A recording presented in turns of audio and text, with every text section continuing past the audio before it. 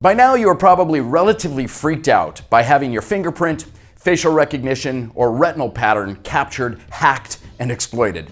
As of now, there are no US federal laws that protect your privacy from the potential hazards of biometrics. In Europe, thanks to the GDPR, the General Data Protection Rule, citizens have a great deal more control over their privacy, including biometrics. But short of moving to the EU, what can you do to protect your identifying traits from falling into the wrong hands? First and foremost, I would use biometrics very selectively.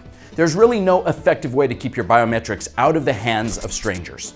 You can't not leave your fingerprints on everything you touch, and probably aren't willing to cover your face every time you step out in public in front of a camera. But the biggest risk isn't what the general public could do with one of your biometrics.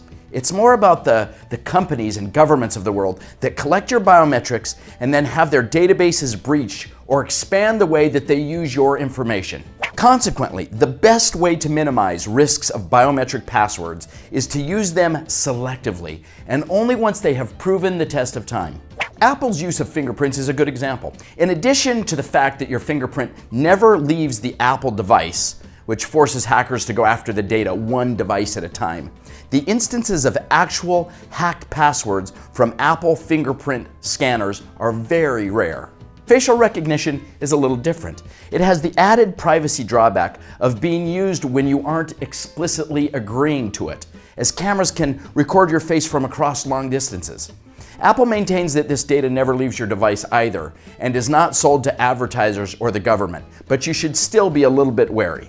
Apple's insistence that your data is not being shared with others cannot be said for all devices and biometrics. I am far less comfortable using my fingerprint as an identifier at a theme park, a retailer, or for a non-required government service. But let me play the devil's advocate for just a minute. Biometric passwords, without question, are more convenient than competing methods of authenticating your accounts and devices. They are instantaneous, always with you, and very simple to use.